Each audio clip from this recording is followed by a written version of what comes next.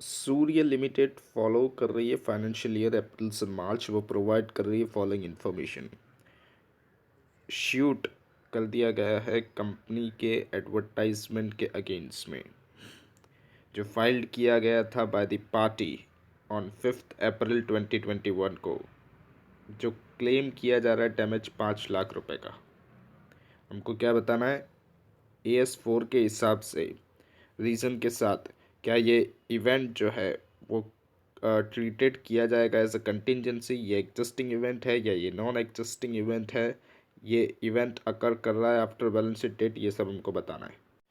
जो shoot file किया गया है अगेंस्ट द कंपनी वो एक कंटिजेंट लायबिलिटी है, लेकिन वो एग्जिस्ट नहीं करती है as on the balance sheet date. क्यों? क्योंकि शूट जो है वो फाइल किया गया था 5 अप्रैल को, मतलब after the balance sheet date file किया गया है। एज पर AS4 कंटिजेंसीज जो है वो रिस्ट्रिक्ट की जाती है कंडीशंस या तो सिचुएशंस बैलेंस शीट डेट पे। तो फाइनेंशियल इफ़ेक्ट जो है उसकी वो डिटरमाइन की जाएगी फ्यूचर इवेंट्स पे। कैसे? मे और मे नॉट अकर, फ्यूचर में या तो हो सकता है या नहीं हो सकता, लेकिन डिस्क्लोजर जो है in the natures of the contingency being a contingent liability वो हमको करना पड़ेगा। ये इवेंट परमिट नहीं करता कंडीशंस जो बैलेंस शीट डेट पे होगी। हैंस इसको हम लोग हैंस इसलिए हम लोग इसकी कोई इफ़ेक्ट नहीं देंगे फाइनेंशियल स्टेटमेंट पे। और ये नॉन एग्जिस्टिंग इवेंट है। सेकंड देखते हैं। कंपनी सेंड कर रही है प्रपोजल, सेल करेगी इमूवेबल प्रॉपर्टी 45 लाख रुपीज़ के अंदर मार्च 2021 में। Book value of the property कितनी है? 30 लाख रुपीज़ है ईयर एंड डेट पे। हाउएवर लेकिन जो डीड है वो रजिस्टर्ड की गई है 15 अप्रैल 2021 को।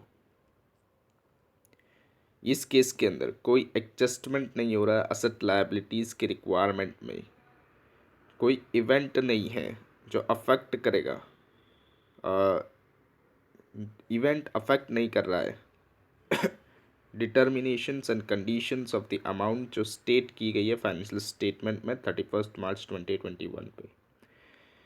कोई प्रपोजल, ये एक सिर्फ प्रपोजल है जो किया गया था बिफोर 31 मार्च 2021, इसलिए जो सेल्स है उसको हम लोग शो नहीं करेंगे फाइनेंशियल स्टेटमेंट में जो एंड हो रहा है 31 मार्च 2021 को। सेल्स ऑफ इमूवेबल प्रॉपर्टी है वो एक इवेंट है जो अकर्ड किया गया है बैलेंस शीट डेट के बाद and is a non existing event.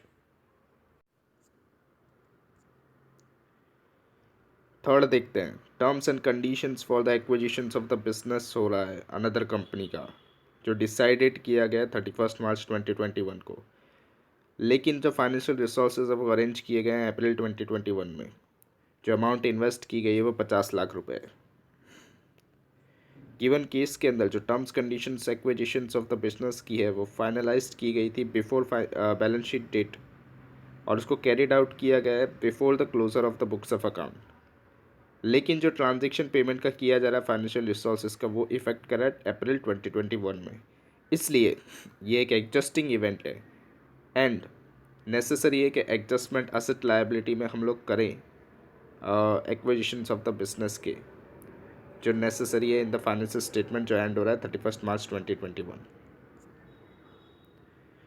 चोरी हो गई है कैश की 4 लाख रुपए जो कैशियर ने की है मार्च महीने में, मार्च 2021 में। डिटेक्ट हो गई है नेक्स्ट डे जब फाइनेंशियल स्टेटमेंट अप्रूव्ड किया गया है बोर्ड ऑफ डायरेक्टर्स के द्वारा।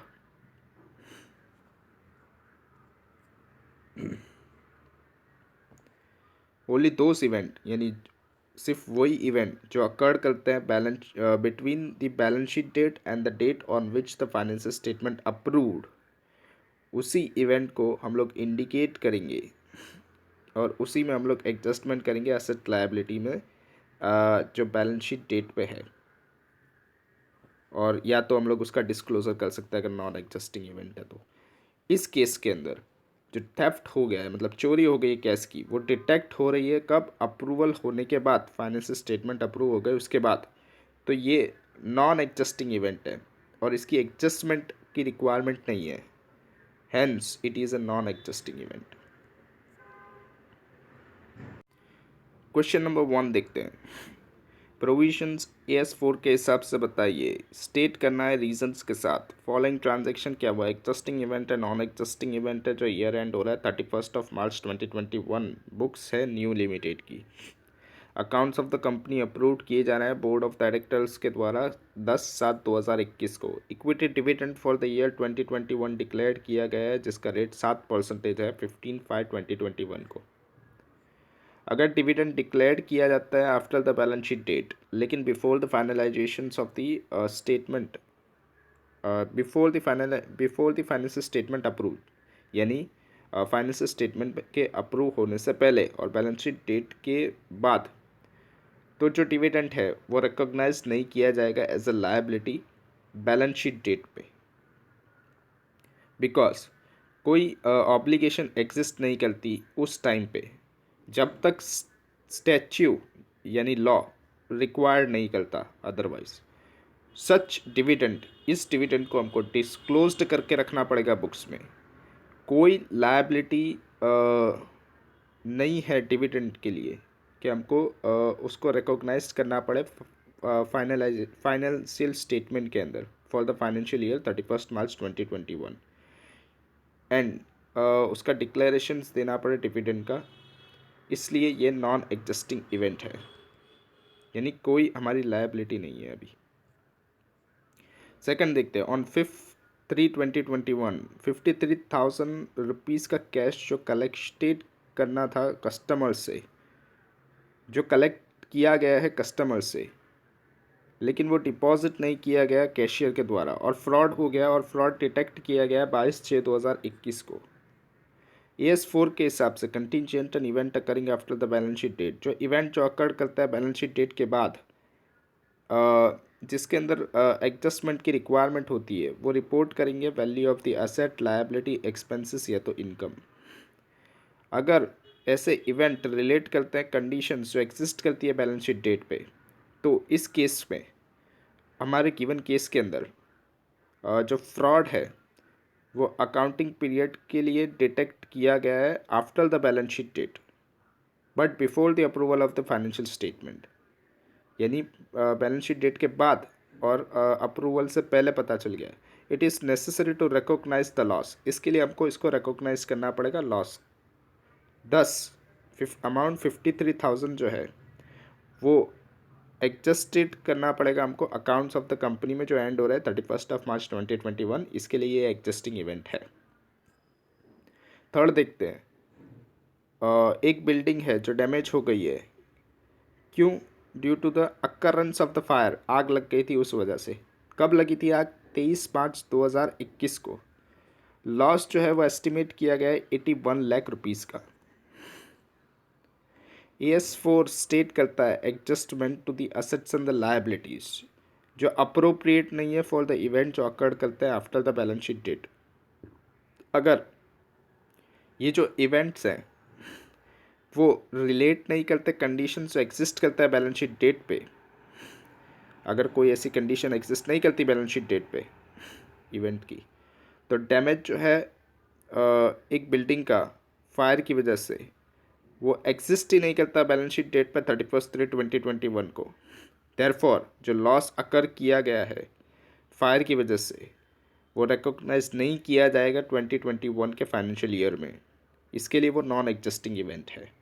हाउएवर, लेकिन फिर भी अकॉर्डिंग टू द स्टैंडर्ड के हिसाब से अनयूजुअल चेंजेस जो अफेक्ट करेंगे एग्जिस्टेंस या तो सबस्ट्रेटम ऑफ द एंटरप्राइज, मतलब गोइंग कंसर्न की बात हो रही है, after the balance sheet date may indicate a need to consider the use of the fundamental accounting assumptions of going concern in preparations of the financial statement, यानी going concern का खतरा लग रहा है।